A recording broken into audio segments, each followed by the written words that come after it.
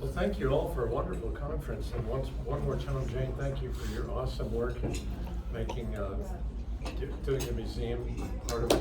Jake, of course. Jake didn't tell me this, but I could see something I knew about him. I saw it in place. But for a couple of years, he ran a tour bus in Alaska. And I think part of that oomph and moving us around, I can just see him moving us in and out of the bus. Get in, there are grizzly bears out there or whatever. At any rate, it gives me great pleasure to introduce Ryan Shaw. I'm going to say just a couple of quick biographical things about him, and then say a little bit about my familiarity with him. Ryan, of course, well, I'll start out, he's from Riggins, I think it is, isn't it? Idaho, and he went into the Army, went to West Point, and while at West Point, worked on a history advanced degree at Yale. And kind of going on with his career, he has served in Iraq. Thank you, sir. And he had a number of positions in the Army, rose to a colonel. He tells me that there are different kinds of colonels, and he's very modest about which one he is. But to me, a colonel is a colonel, right? What the hell? I mean, that's pretty distinctive. But among other things, he has been, he served fairly recently as a speechwriter for the Joint Chiefs of Staff, which is a wonderful position, and that was obviously very exciting as well. And he came to our first Mullan Road meetings about, 12 years ago, 14 years ago? Yeah. And though his 2010, yeah. His work elsewhere has taken him away from being able to get to all of these meetings, but it's great to see you back, Ryan. Now, a couple of personal notes about Ryan and me. I first met him at a Mullan Road conference, 12 or so years ago? It was my first one, yeah, Fort Benton. Yeah, Fort Benton, quite a while ago. And then over the years, we got to know each other well. And I was just trying to record the various places I've been with Ryan. I have been with Ryan in the old city of Jerusalem. I've walked around or stumbled around the deserts of Wadi Rum in the Kingdom of Jordan with him. I've been on a boat up in the San Juan Islands with Ryan. And maybe most interesting of all, I was with Ryan a couple of years ago. 5 years ago. Can you believe it? Lord, good for you guys. Yeah. Beside a lovely river in North Carolina, where I had the honor of performing the marriage ceremony for Ryan and his wife. And he's telling me they've got 5 successful years. And I've only done 3 marriage ceremonies, and so far they're all together, and that is one of the criteria. If I'm going to marry you, it has to be for life. Now, a couple of quick notes about adventures with Ryan, one of which is going to be critical of him, but I will continue with one that praises him. About a long time ago at a meeting at Helena, he and I were walking up above the city on a hillside, which apparently was a hillside we definitely know that the Mullan Road once was. But the question is pretty broad, like 100 yards wide at least. And the question is, where was the track? And I made a wonderful discovery. I thought, I actually looked down, and at one point I managed to find a piece of chewing gum. And I could identify it as Mullan's teeth. And so I knew that Mullan had been there. And Brian just poo-pooed this, and otherwise I would have become a famous archaeologist by now. I still resent that one. Now, on a much more positive note, a few years ago, he invited me to give a guest lecture at West Point. And obviously that was an honor to have been able to do that. It was a wonderful event. The thing that most warms my heart when I think about that is that I don't know whether it was a December, January, February, but it was in the middle of winter. And I flew into, I guess it was Kennedy Airport, and I figured there'd be a note from Ryan to take an Uber, or if Ubers didn't exist, then somehow to get a hotel room in New York because there's a foot of snow on the roads. And there was Ryan with a little, what was your car then? Mini Cooper. A little Mini Cooper. And basically he drove me from there, it must have been 2 hours, up to It was supposed to have West been 2 hours. It was about 4.5, I think, by the time we got home. But it was kind of, we drove and we sort of sledded the whole way. But I just thought that was incredibly friendly, and it just struck me as being a characteristic of the sociability of Ryan Shaw. And Ryan, we're just so honored to have you back here. Welcome back to the Mullan Road.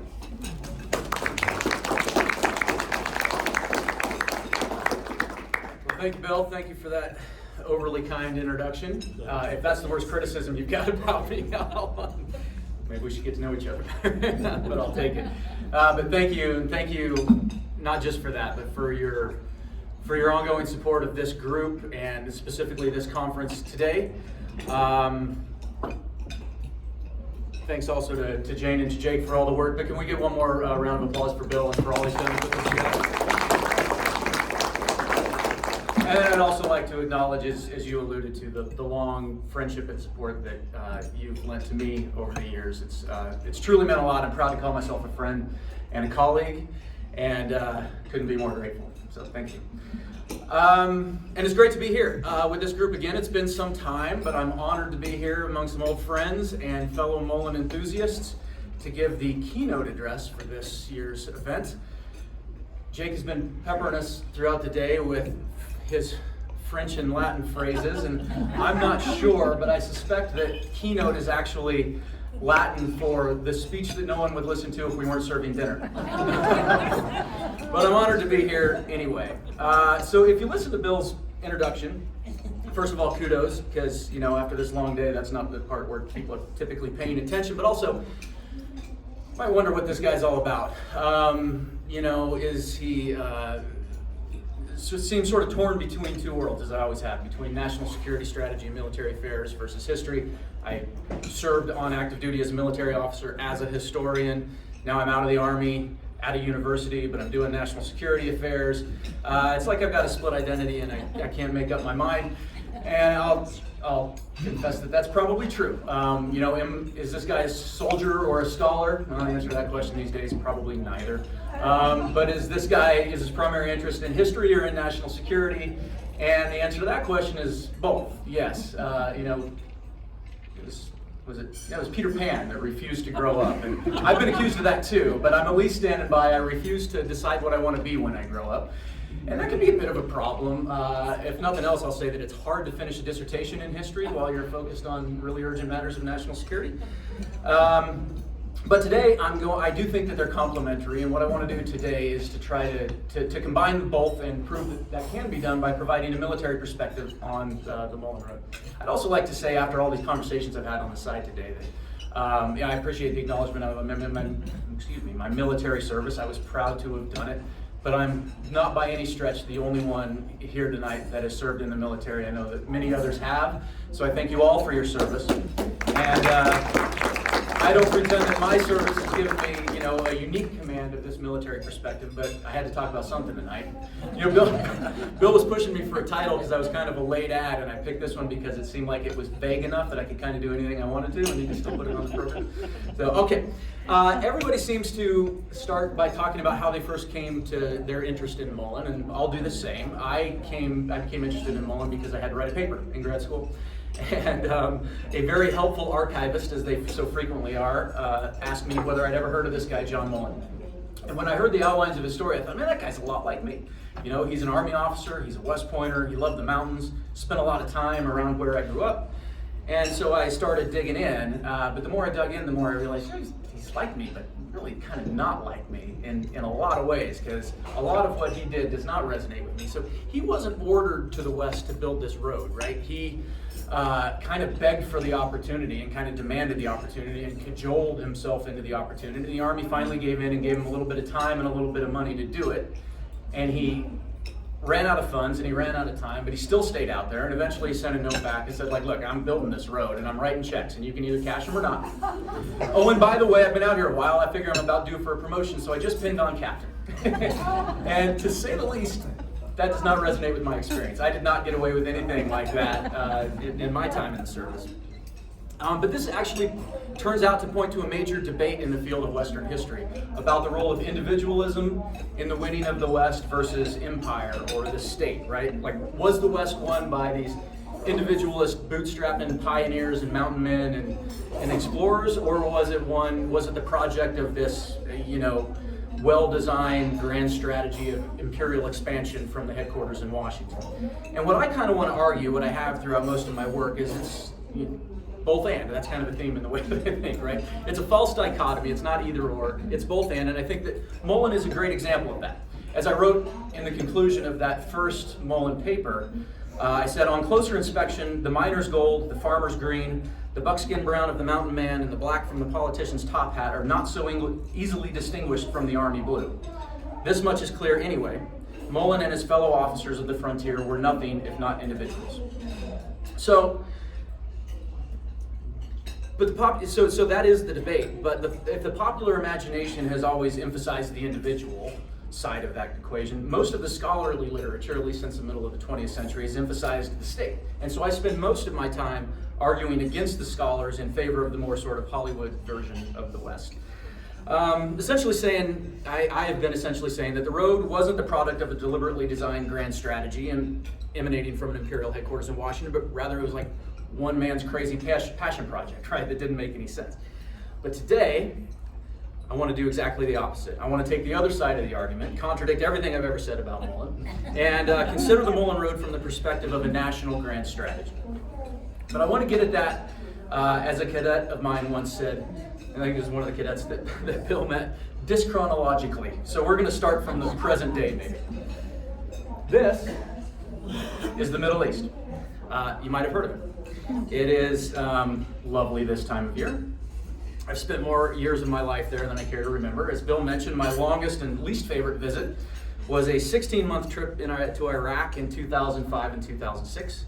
I was there as a troop commander along with about 150,000 of my best friends, and there were another 100,000 or so U.S. troops in Afghanistan at the time, including maybe others in this room. Yeah. Now, since our disgraceful withdrawal from Afghanistan in 2021, that number is much reduced. We're down to about 30,000 U.S. troops in the region, spread between Iraq, Syria, Qatar, Saudi Arabia, Kuwait, Bahrain, Jordan. That's a lot fewer folks, but it's still actually a lot of folks. And that's just land forces. That doesn't include the Eisenhower Carrier Strike Group presently deployed there, other naval assets. So what on earth are we all doing? Well, it's complicated. Part of it is kind of this you break it, you buy it policy. We're still trying to stabilize the situation with ISIS and Al-Qaeda there. But of course, we've had a big presence in the Middle East long before 9/11 and the war on terror. And so, what for? Well, the most common answer is oil. And that's it's sort of true. We're basically energy independent these days, and North America produces almost as much oil as the Middle East. But of course, the global market is all interconnected, and so the Arab share is still awfully consequential. But it's not just oil. It's trade more generally, and more specifically, it's trade routes. So if you've got a keen eye for geopolitics, you'll have already noticed that there are 3 really key spots on this map, and they look like this. Up here, I gotta get this very awesome, especially since I'm pointing towards water, I get the very awesome pointer here. Fish on. So this is the Strait of Hormuz, where the Persian Gulf squeezes out into the Indian Ocean and this narrow passage between Iran and the United Arab Emirates. About 30% of global oil exports pass through the Straits of Hormuz on their way to world markets. There is the Suez Canal up here. That, of course, is a man-made passage between the Red Sea and the Mediterranean, engineered in the 1860s for modern shipping vessels, but the route has been used for centuries prior, dating all the way back to the days of the pharaohs with some or another degree of engineering. And then down here at the bottom, southern end of the Red Sea, is what is called Bab el-Mandab Strait. And that, I don't know a lot of Latin or French, but that one is an old airport that means something like Gate of Grief or Gate of Tears, which is a pretty apt name. And the International Maritime Organization estimates that up to a quarter of all the world's shipping passes through the Bab el-Mandab and the Suez Canal. And why? Well, if we zoom out a bit, that's Earth. You can see that if you want to get anything from over here in Asia, from China, Japan, Korea, anywhere like that, to over here in Europe, to England or Germany or France or Italy or anything like that, you've got three options. You can make this very long and very expensive and frequently very dangerous overland trek across Eurasia, or you can make this very long and very expensive, oftentimes very dangerous sailing trip around the Cape of Good Hope down there, right? And around the bottom of Africa and up the other side. Or you can save a lot of time and a lot of money by taking this route here, again, through the Bab el-Mandab, across the Suez Canal, and into the Mediterranean to get to Europe. You save a lot of time and you can save a lot of money as long as it's safe. And ensuring that it's safe to do so is largely why we've maintained that military presence in the Middle East for all these years. But why wouldn't it be safe? Well, there are a lot of reasons. We have several disputed territorial claims, for one thing. I'll mention just one here involving three small islands. Let's see, I don't know, are we going right here? Three small islands right there in the, they're having fun next door, aren't they? We made some comments about that there. It's no problem. I've spoken in worse. All right. So they happen to be right at the mouth of the Strait of Hormuz, strategically located such that if you control the islands, you effectively control the strait. These are called the Greater and Lesser Tumb Islands, and a bigger one called Abu Musa. The British controlled them until 1968, when they finally withdrew from the Gulf, which led to the independence of the UAE in 1971. But as soon as the Brits left, Iran occupied the islands, and they have claimed them as their own ever since. This has been a source of controversy as early as this last December, when the Russian ambassador, in an effort to court greater favor with the Gulf states, endorsed their claim to those islands, and Iran ended up expelling the Russian ambassador and cutting diplomatic ties. So these are current issues right here. More broadly, of course, Iran aspires to be a regional hegemon and exert its influence across the Middle East. This is all bound up with the long-running Sunni-Shia split that's caused so much violence across the Islamic world, including in the long-running conflicts currently ongoing in Syria and in Yemen. It also, of course, has everything to do with the current conflict between Israel and Hamas in Gaza. And so every now and again, Iran flexes its muscles by disrupting or threatening to disrupt transit rights through the strait.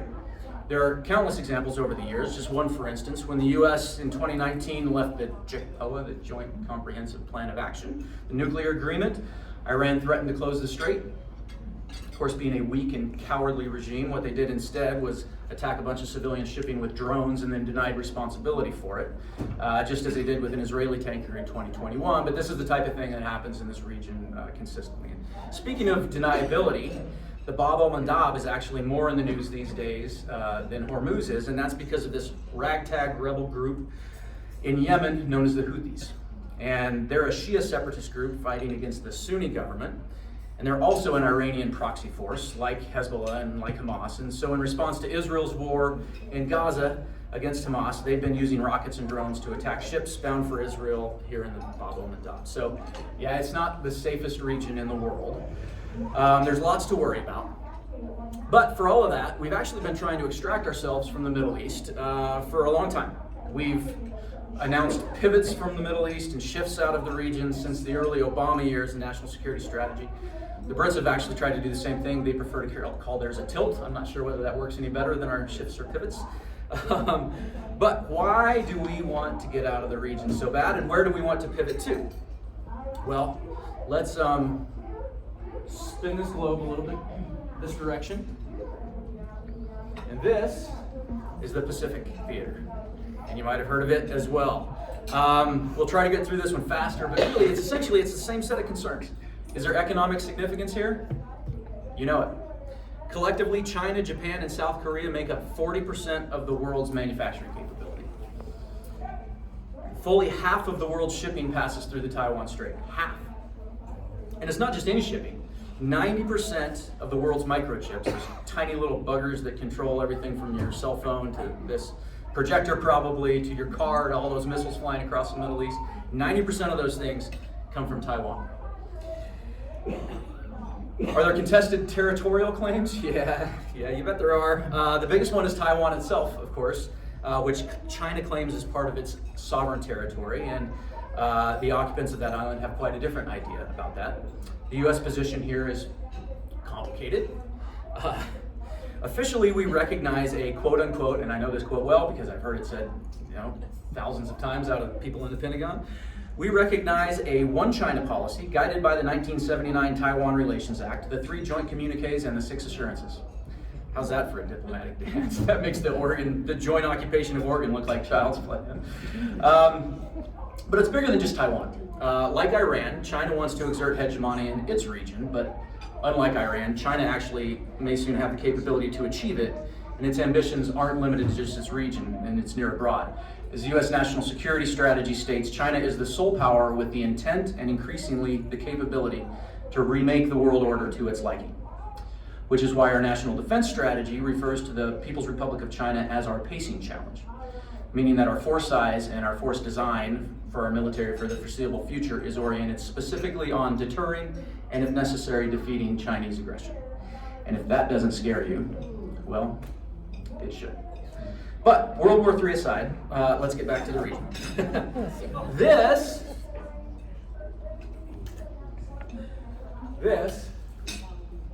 is the 9-dash line. Why do we call it the 9-dash line? Well, count them. 1, 2, 3, 4, 5, 6, 7, 8, 9 little green dashes. Now this stupid line on a stupid map dating all the way back to Chairman Mao represents China's claim to basically the entirety of the South China Sea. That claim, as you might guess, is disputed by all of China's neighbors, including Vietnam, which claims the Paracel Islands here, and by Taiwan, Vietnam, Brunei, Malaysia, and the Philippines, all of whom claim at least part of the Spratly Islands, which are here. And those are the big ones. There are more disputed islands, and actually they're getting to be more all the time, because in addition to occupying the naturally occurring islands in the South China Sea, China has a habit of building artificial islands in the South China Sea and claiming them as their own. The strategic logic here is exactly the same as those tiny little map dots in the Persian Gulf, right? Just on a bigger scale. Control the islands, and you control the shipping lanes, and that has huge consequences both economically and militarily. My experience in the Pacific Theater is, mercifully, thanks, much more limited than my experience in the Middle East, but I did support the chairman of the Joint Chiefs of Staff on a trip to Beijing in 2017. And I backbenched General Joe Dunford there in the very majestic Great Hall of the People when he had a very rare direct engagement with his counterpart from the People's Liberation Army to try to cool the rising tensions and pave way for further dialogue, because our Secretary of Defense and our President were going to visit in the coming weeks. And I shouldn't probably divulge too many details from those talks, but suffice it to say I came away with no doubt whatsoever that this issue is a very important and a very visceral one to the leaders of the Chinese Communist Party. Also of note from that trip, the CCP hacked my computer, which I had brought into my hotel room to write the chairman's statement in response to the Charlottesville riots, which were occurring in the States while we were in Beijing. The laptop had to be destroyed, and I lost a lot of work, but it did get me mentioned in the Wall Street Journal, so that's something. Okay, so that's where we sit in the Pacific, and that is why the U.S. currently has 30,000 troops on Okinawa, as much as in the entire Middle East. And actually, I know that one gentleman here has a son-in-law who will soon be one of those 30,000 as he takes command of a Special Forces battalion on Okinawa. So best of luck to him, and please thank him for us as well. We have 25,000 troops in South Korea, 15,000 in Japan, and several hundred more operating with regional allies like Australia and the Philippines. That's why roughly 200 of our Navy's 475 ships are in the Pacific Theater doing lots of things. One of the things they do is FONOPS, which is an acronym that stands for Freedom of Navigation Operations. Essentially, that means they drive through these waters and through these straits just to prove that they can. We do that on a daily basis. Sounds a lot like marching a column of dragoons up the Mullan Road, if you ask me. Anyway, just last week, actually, in a nice foreshadowing of where we're going with this talk, the Wall Street Journal ran a story on the 3 Marine regiments that are currently being converted and trained for amphibious island hopping operations in the Pacific, and they're referring to themselves as the Littoral Cavalry. That story was written by the same guy that wrote the story about my computer. Okay, so all of this actually seems logical enough. obvious even, right? Like, we have vital economic interests that depend on the free flow of goods and manufacturers. The world is shaped the way it is, and so what else are we gonna do? We think this way by default because we're conditioned to think this way. This is just the way we see the world. But it's not actually the only way to see the world, and it wasn't always the American way. For example, around the same time, anyway, we'll skip that for you. All right. This pretty much has been the way that we've seen the world since World War II. The US has been the global leader, the defender of what we call the post-war order, or the rules-based liberal international order, another phrase that I pinned more times than I care to remember in my Pentagon time. Before that, well, before the post-war era, there was a war, logically enough. That was World War II. And before that, unsurprisingly, there was World War I. And in between, as you'll recall, there was a little isolationist streak in American foreign policy. We might have come out on top in World War I, but we didn't enjoy the experience very much.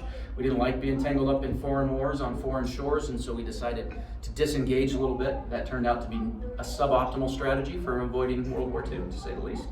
But if you go back even before all of that, to the late 19th, early 20th century, well, the US was not actually a superpower yet, but there was reason to think that we could be, and many people thought that we should be. And that is where we find the foundations of the strategic logic that seems so obvious to us now. And that logic was most conspicuously articulated by this guy. Nope, not that guy, sorry. That guy. This is Alfred Thayer Mahan. As you can see, he was born in 1840. He studied at Columbia for 2 years, and then he went to a place called the U.S. Naval Academy at Annapolis, where he graduated second in his class of 1859. He had an undistinguished career at sea, or rather, to be more precise about it, his career at sea was distinguished by his several ships under his command colliding with various objects, both stationary and moving. And I'm not a Navy guy, we'll have to check with Ken, but I think that's frowned upon. Although, I gotta say, I have some sympathy here. Bear with me for just a personal aside. This is me at the helm of a sailboat owned by Bill Youngs in 2018. As he mentioned, we were sailing the San Juans with my family at his invitation. It was a great trip. I say at the helm kind of loosely, you might notice. In any case, I was at the helm for about 90 minutes. We were way out in it. This was not the time. There was no land in sight. We were in the middle of who knows where, not dozens of nautical miles from anything of consequence. And I actually managed to collide with the mid-channel marker, causing a little damage to Bill's sailboat. Not my finest moment, and I thought that's what you were going to talk about when you said you were going to level some criticism, but he was very gracious about it, as he always is. Anyway, after his experiences, Mahan worked very hard to avoid sea duty, and I think I will do the same, and no one will object. Okay. In 1885, Alfred Thayer Mahan wound up on the faculty of the Naval War College, which had been founded only the year before. The founding president, Henry Luce, left to command the North Atlantic Squadron, so within a year of arriving on faculty, Mahan actually found himself with the college presidency. Among other notables there, he befriended Theodore Roosevelt, who was a visiting professor, or visiting lecturer there in 1888. But most significantly, he wrote. He wrote a lot of things, but most importantly, in 1890, he wrote this book. This is not a great picture of this book, but I chose it because I was Googling for pictures of this book, and I saw this for sale. This is the first edition of The Influence of Sea Power Upon History. It was very tempting to buy it, but there was not a price listed, and I took that as an indication, like if you're in a shop without prices, you know, if you have to ask, you can't afford it. So I just did a screen capture, and there it is. The Influence of Sea Power Upon History, 1660 to 1783. This was the first in a 7-volume series on sea power that made him, by many estimations, the most important American strategist of the 19th century. That's according to John Keegan, no slouch himself, modern-day military historian. Turns out Mahan was much better at writing about sailing than he was at actually sailing, and I can sympathize with that. As the title implies, Mahan thought that the influence of sea power upon history was, well, it was substantial. Would have been kind of a boring book if that was not the case. But he thought it was so substantial as to be even decisive. At least during the period of history he considered, his study of this period, and in particular the rise of the British Empire during this period, led him to believe that sea power, the ability to control the seas for military purposes in wartime and for commercial purposes in peacetime, was the key to national greatness. And he was quite sure that by virtue of its newly continental size, with its vast natural resources, and its bicoastal geography, the United States had the potential to win control of the seas and to supplant Great Britain as the next great world empire. In fact, he thought that we had not only the potential, but perhaps the obligation to do that. Because like a lot of other people in the 1890s, he was worried that with the enormous productive capacity of the continental United States, would soon outstrip any potential domestic demand, and so we were destined for hard times and economic disruption if we couldn't find new markets abroad. And he was therefore convinced that it was the job of the United States government to ensure access to those markets by investing in the United States Navy. Now, it's no surprise, well, this is a book of more than 500 pages, and so I'll simplify in the interest of time. But he thought that three things were required to secure the American future through American sea power. The first was to have a merchant marine to actually carry the cargo. The second was a battleship navy to deter attacks on American shipping and to destroy enemy fleets if necessary. And the third was a network of overseas bases for fueling and supplying the fleets, which network required continuously open sea lanes and access to the world's strategic ports, including through such critical choke points as the world's geography might present. Now, it's no surprise that a guy at the Naval War College would be advocating for a bigger Navy. They've been doing that the whole time, and they're still doing it today, but as you might guess, it is that third point that I find most interesting for our purposes here today. The most tangible and enduring manifestation of this line of Mullan's thinking was the Panama Canal, which, like the Suez Canal, of course, is an idea that went back for centuries, and it had been an on-again, off-again priority of the Americans for some decades prior. But with Mullan's ideas in circulation and firmly embedded in the brains of people like his old colleague, come President Theodore Roosevelt, the canal was finally built under American sovereignty and completed just before Mullan's death in 1914. And during the same period, as you'll recall, the U.S. annexed Hawaii, and with the Spanish-American War, made real strides toward the kind of basing network for which Mullan had advocated. But how did these ideas get into Mullan's head? Well, I don't want to sell him short. He was a historian and a pretty well-read guy. For all his obsession with British sea power, this particular line of thinking is most associated with land forces on continental Europe, and most especially with the French forces under Napoleon. So credit where credit is due. There are two names in particular, two veterans of the Napoleonic Wars and expositors of the Napoleonic genius, that will immediately come to mind for students of military art and science. One is Antoine Henry Jomini, and the other is Karl von Clausewitz. But there is a more direct and much more interesting connection here that I'd like to explore. Mullan was a Navy guy. As we said, he graduated from the Naval Academy at Annapolis, taught at the Naval War College. But if you've spent any time around West Point or West Pointers, or if you heard my prior presentation on Mullan's time as a cadet, or perhaps read that chapter in the Mullan book, you'll recognize the names Thayer and Mullan. Colonel Sylvanus Thayer is still known as the father of the military academy. Almost everything there is named for him, from the front gate to the hotel to the main academic building. And next to the Thayer Hall at West Point is Mullan Hall, which is the main engineering building. Now, other than a general disdain for the Air Force, West Point and Annapolis don't share much in common, so what gives here? Well, Alfred Thayer Mullan was born, as we said, in 1840, but what we didn't say is that he was born at West Point.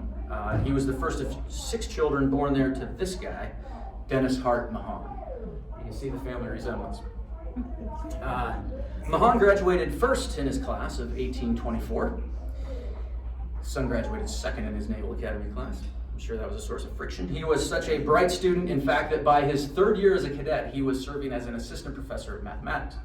And Thayer kept him on after graduation, so unlike his son in the Navy, Dennis never had to try his hand in the field. In fact, he only actually spent 4 years of his life away from West Point. That's when he went on a tour of European military academies and engineering schools, and he returned to become head of West Point's engineering department, where he remained until his death in 1871.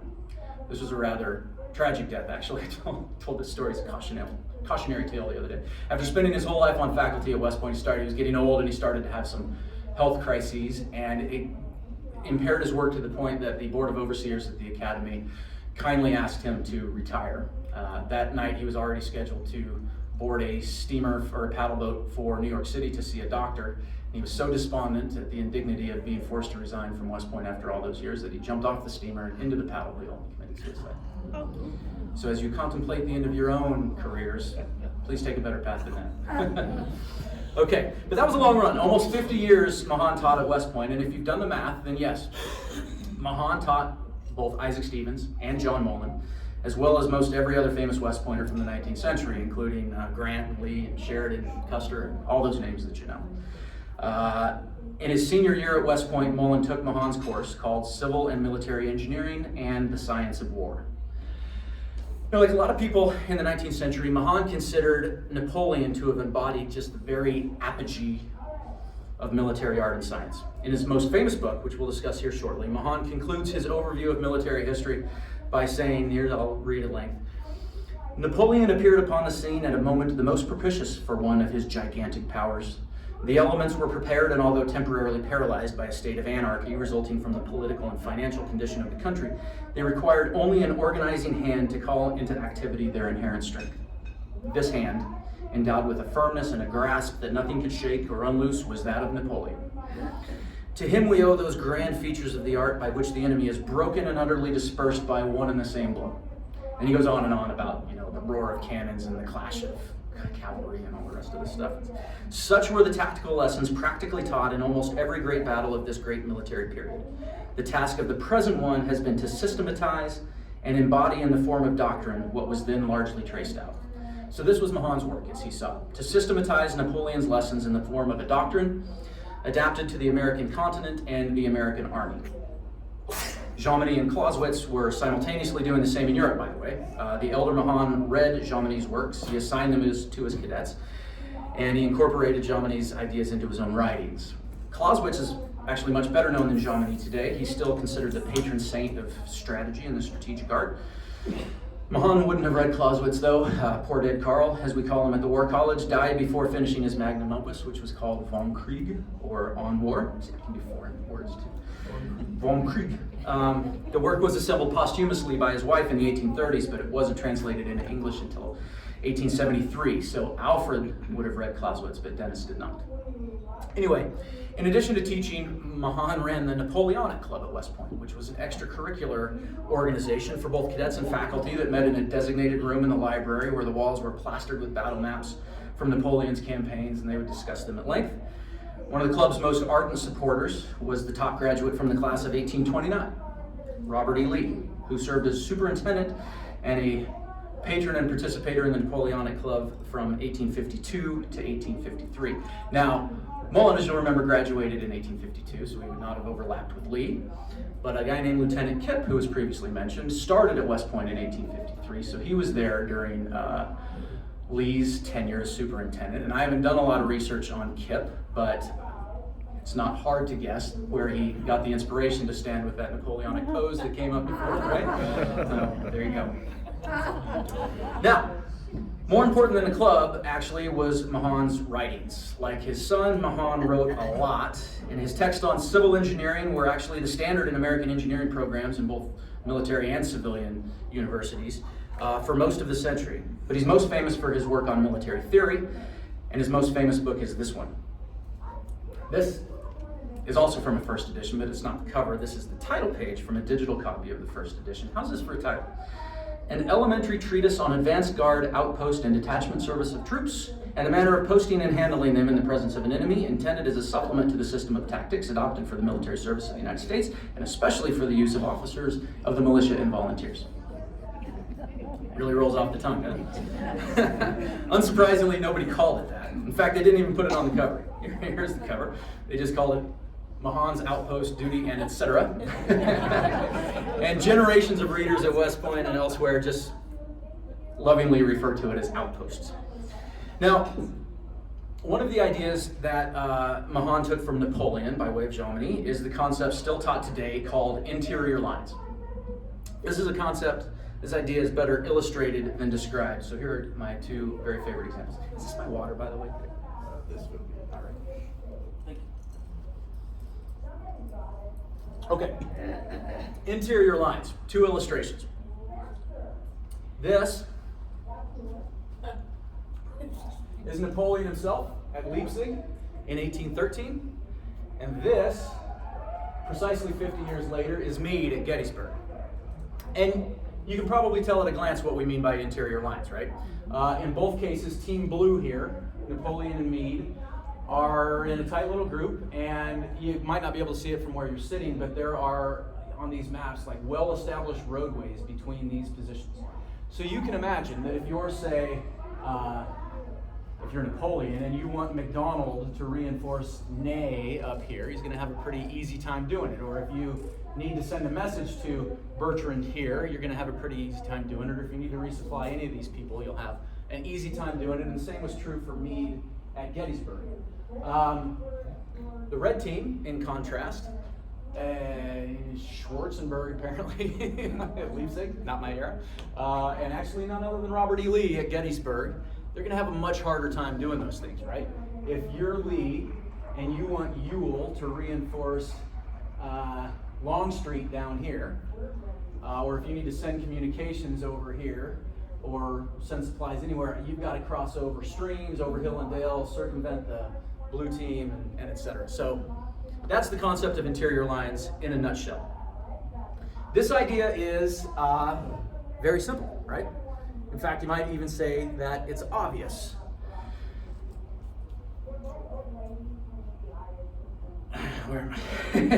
But actually, like Alfred's ideas about sea power, this isn't actually the only way to approach a battlefield tactical formation. It's just the one that Mullan preferred. But even if we grant both simple and obvious, that doesn't mean that it's easy, right? It was Clausewitz who said, famously, that in war, everything is simple, but even the simple things are very difficult. And that is a very true statement. It's like boxing, which is an example that, a metaphor that Clausewitz liked to use a lot, actually. I mean, there's nothing complicated about boxing. It's about as simple as it can get. How many things do you need to remember? You gotta keep your guard up, move your feet, land your punches in the right combination.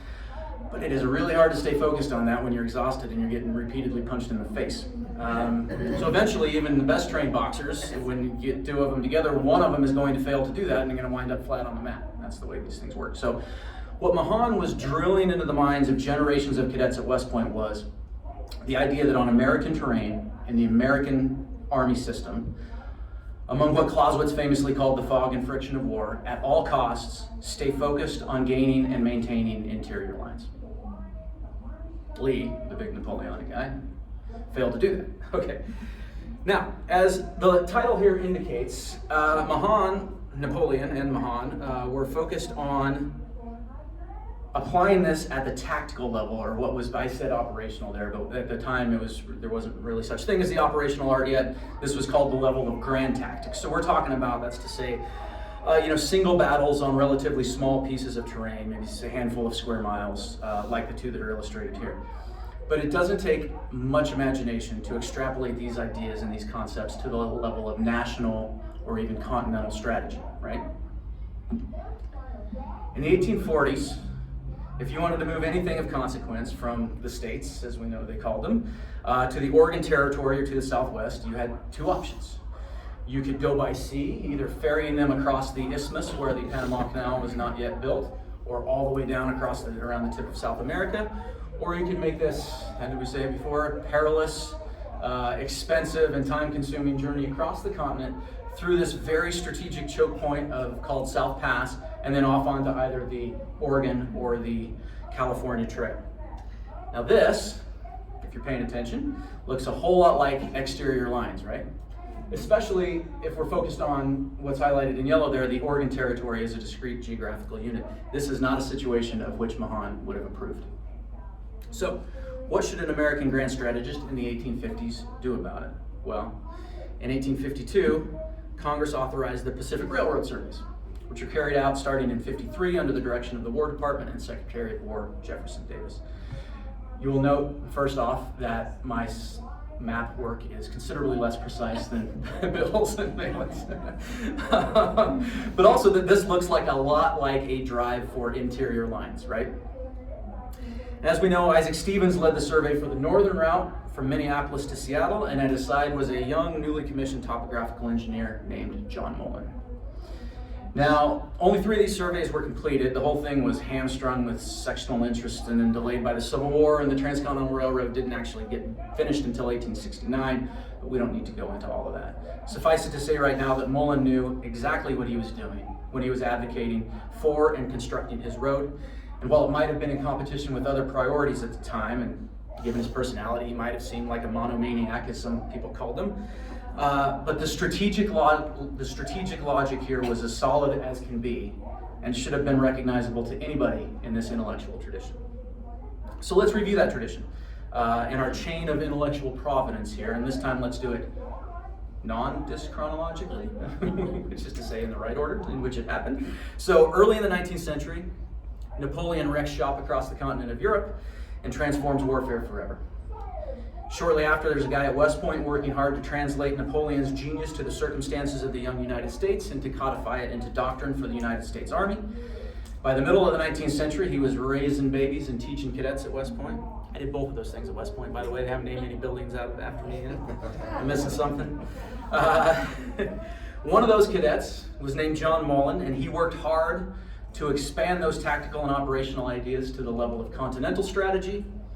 And then once that was complete, towards the end of the 19th century, one of those babies, Alfred Thayer, had grown up, broke his father's heart by going into the Navy, but it worked out because he took the torch from Mullan's generation and extrapolated those ideas from the continental level, focused on wagon roads and railroads through mountain passes, to the global level, focused on vital sea lanes, choke points, canals, and fueling stations. And those ideas were so influential that they set the grand strategic framework, which still animates our foreign policy now as we're fast approaching the middle part of the 21st century. So now let's compare Mullan's situation in the 1850s to our own. Were there vital economic interests? Yeah, obviously. Besides needing access to the Pacific ports, which we know was an animating purpose, there was gold in them there hills. And there was silver in them hills and timber. And there's countless acres of fertile farmland and lots of other valuable stuff. You all know this very well. Were there contested territorial claims? I mean, the easy answer is no. This was all settled. 1846 was the year of decision, as Devoto told us. That's when we struck the Oregon Treaty and ended the joint occupation of Oregon, became American territory, and that was the start of the Mexican War that led to the Treaty of Guadalupe Hidalgo, which gave us the Mexican cession. So it was all settled. But just barely. From the perspective of 1853, that year of decision was only 7 years prior. That's actually less time than the last time I spoke at this conference.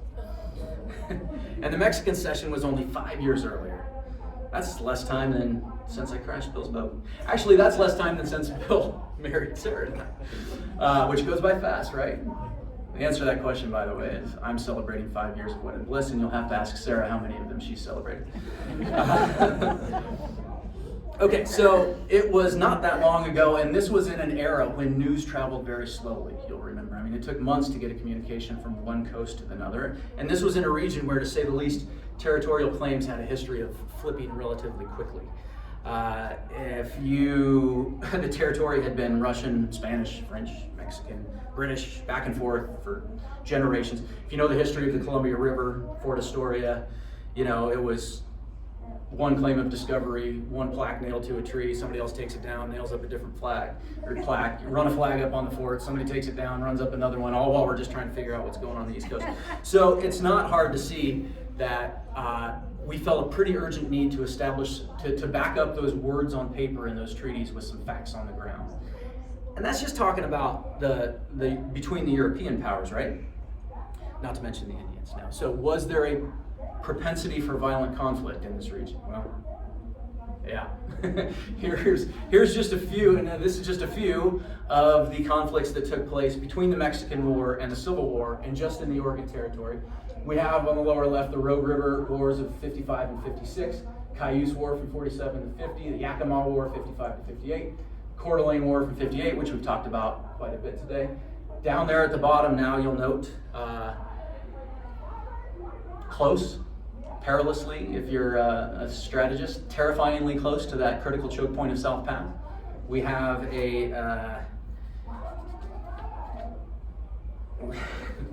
how did I want to say this? I want to be careful about that. We had a bunch of religious zealots in rebellion against the central government, threatening vital lines of communication. Did I just compare the Mormons to the Houthis? I mean, in a sense I did, but only in a very specific historical and geographical sense. Obviously, I meant no offense to the modern Latter-day Saints, of course. So I told Bill and Jake yesterday when we were driving around that I often drive on these great modern freeways through the mountains, and I wonder what John Mullan would have to say about it. I'm sure many of you do the same. He'd be pleased, of course, right? He'd be very impressed with our progress. But the routes would seem familiar to him, and I also think that he could look at our present geopolitical challenges and he would find them pretty familiar too. And he wouldn't struggle to understand the broad strokes, at least, of how we're trying to address them. So we have these common themes of economic interest, territorial disputes, potential for violence, but there's more than that. Americans are nothing if not an idealistic people. And while we can recognize and see the cold, hard economic facts, it's not what we talk most about, right? We tend to talk about our values. We talk about defending, as I mentioned, the rules-based international order. We have, relative to our potential adversaries, a different view of how the world should work. We like the rule of law, respect for human rights and dignity. We like free trade and capitalism. There's a little bit of that in the 1850s too. A little bit of conflicting values, as you'll recall. As I mentioned, the Pacific Railroad surveys were riddled with conflict over sectional interest. The surveys came after the Missouri Compromise and before the Kansas-Nebraska Act, which meant that the selection of a route for the Transcontinental Railroad could be a major decider in whether and how fast slavery would spread to the Western territories. And it could upset the delicate balance that had held the country together for the prior, roughly 80 years. It was Frederick Jackson Turner, the godfather of Western history and a contemporary of Alfred Thayer Mahan, by the way, who wrote that, quote, "Slavery was a sectional trait that would not down, but in the West, it could not remain sectional." The 1850s saw an American political scene that was bitterly divided and polarized. Is that something Mullan would recognize in our politics today? Does partisanship complicate our foreign policy, say towards Russia and Ukraine, towards Israel? I hope to God we're not headed towards something like the 1860s, but I don't think our level of political polarization would feel unfamiliar to Mullan from his time in the 1850s either. So what? We've built this intellectual bridge that spans 2 centuries now, but what does that get us? Can we just ask about our current challenges? What would Mullan do? How do we feel about that question between enterprise and empire in the way we've approached the world? Do we like the uniquely American blend of the two that's brought us this far, or should we change course? Is our foreign policy going to force a reckoning with our domestic differences, as it did in Mullan's lifetime? Or can foreign adventure serve as an outlet for our internal tensions, as Turner and the younger Mahan thought? Well, let's assess where we're at. The Inland Empire was open to the world, right? As we all know. That gold has been found, the timber is cut. I mean, it's not all exhausted, but we have opened the Inland Empire, and it's generated intercourse with the world in the way that Mullan envisioned. I-90 is a lovely drive, as we know. And America is a global superpower, so that all worked. Didn't end so happily for Mullan, though. If you'll remember, his post-road building career was less than successful, and he ended up a little bit frustrated. Suffice it to say, didn't work out that happily for the Indians either, as we've discussed today. Closer to our time, I'm one who tends to think that America's role in the world during this Pax Americana, this post-war order that has brought unprecedented peace and prosperity to millions around the world, billions around the world for the last 70 years or so, has been a pretty good thing. But there are others around the world who would take a different view. And if we're being honest and if we're being humble and putting ourselves in their shoes, it's not difficult to sympathize. So look, guys, the longer I ponder these questions and sit with them in my sort of dual role as a strategist and a historian, the less willing I am to rush to judgment on any of them. I tend to think at this stage, if anybody's trying to sell you a simple answer, they haven't thought about the problem very hard. As a strategist, I know there's no going back. There are only our present choices and an unknown future, which we can try to influence, but we can never control. As a historian, I do think there's some value in looking back. Maybe John Mullan and these stories that we know and love and that we rehearse for each other every year, they may not hold all the answers for our present moment, but if nothing else, They can provide the ultimate reward of historical inquiry, which I think is just the solace of knowing that there's nothing new under the sun, that we've seen this before.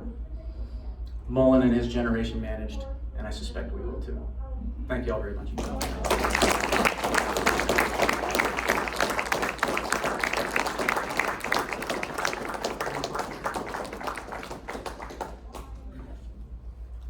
Why don't we open it up for questions for Ryan? Yes, Ken. Don't challenge me on all my names. I'm So I'm not going to name any names, but at this point I'm reminded of one of my favorite bits of congressional testimony that I ever witnessed, where under intense scrutiny, a general said, "Senator, I have already told you more than I know." Well, here's something that I think you'll probably have some good speculation about, and that is, let's assume that Mullan failed to get appropriations for the road on the eve of the Civil War, and the Civil War occurred and there was no Mullan Road.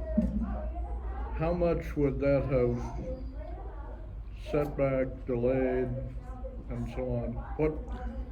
Well, it certainly wouldn't have spelled certain doom for the Oregon Territory, right? I mean, we'd have got there. It's only a question of how much delay. I mean, Bill kind of mentioned this before, though. The Mullan Road kind of quickly fell into disrepair and neglect.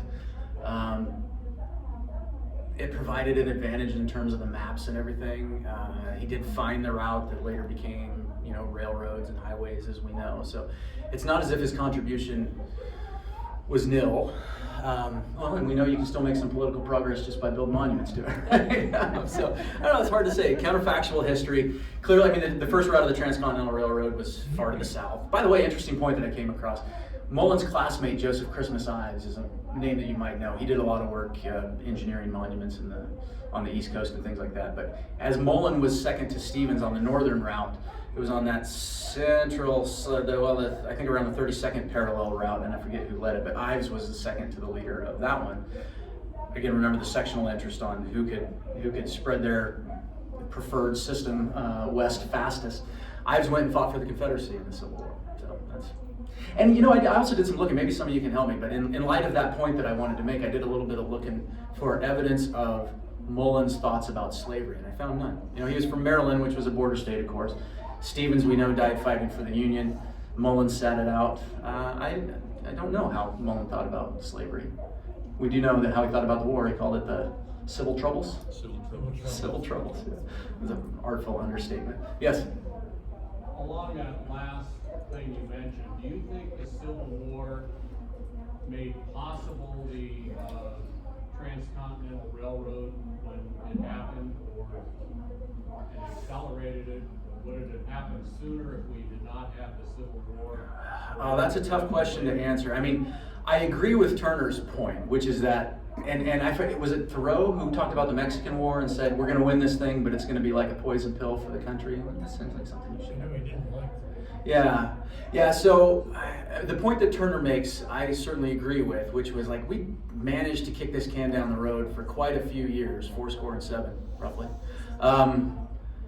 But it was the opening of the West that forced a reckoning with that question, right? So that makes it tricky to answer your question, because of course if we hadn't won the West, then we wouldn't have built a Transcontinental Railroad. But if we hadn't won the West, then we might have kicked the slavery question down the road a long ways, and there might not have been a Civil War. So it's a whole bunch of counterfactuals, but basically I can't see it having transpired any way other than it did. How about that? That's an easy sort of default answer. What happened, man. Yes, ma'am. I'm curious, what sort of international pressure was coming in on the Pacific coast in that era? And I was thinking about the Russians. We had to negotiate with the Brits. I was thinking about the old slogan 54-40 or fight. Yeah. Just what were we worried about happening on the Pacific side that had international implications? Yeah, that's a really good question. Maybe somebody else might chime in. As far as I know, as I described, we had every reason to think that our claim on the Western Territories was tenuous at that point, but it wasn't really challenged. We negotiated the Treaty of Guadalupe Hidalgo.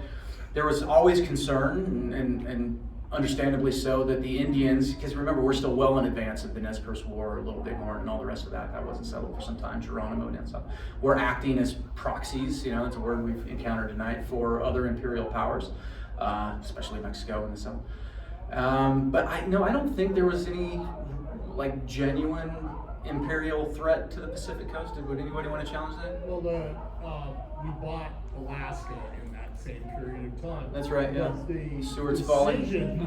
the decision for Russia to actually sell was predicated on that the World Court decided in the favor of England that British Columbia belonged to England rather than Russia, because Russia had gotten there first and had all these signposts up and down the coast saying, Yeah, I mean, they "This is claimed all the ours." way down to California. Yeah, this is ours, and they finally went to the World Court, and the World Court resolved, and right around that same period of time, that no, England gets it because they came there by land. And so by us going across the country, we got there by land, where the other parties would have been coming by sea, which would have given us priority. Yeah, interesting. Contrary to the previously discussed, right of first discovery, right? Right. Yeah. That's that doctrine only applies in so much as you feel allegiance to the Pope, I suppose. Bill. In response to this gentleman's question over here, I ran into something recently that really puts a twist on it, is that in the 1850s, the North was in favor of a Homestead Act in order to get settlers into the West. Yeah. The South wanted the plantation people to be able to buy big tracts of land in the West and continue slavery. Yep. So the North in the House, which they controlled the House, they would go in and through the 1850s, they had about 4 times that they voted in favor of a Homestead Act. But then it would go to the Senate and get shot down.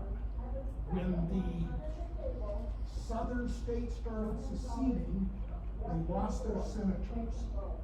And so in 1862, they passed the Homestead Act, they passed the Railroads Act in order to be able to put railroads into the West, and they passed the School Act that sets that land aside for agricultural things. So it was, that was a big tripping point. Yeah. For how it happened. Yeah, no, I think that's all exactly right. The approach to the West was a sectional question, and again, on my very precise map here, you can see that, again, it was Jefferson Davis was Secretary of War when we commissioned the Transcontinental Railroad surveys. Some of this was driven by geography, of course, but it might not be a coincidence that there's a whole lot more of them in the South than there were up north, right? Because the consequences of that for which system was going to extend, that was the whole game. Anything else? Well, this has been tremendous. Thank you very much.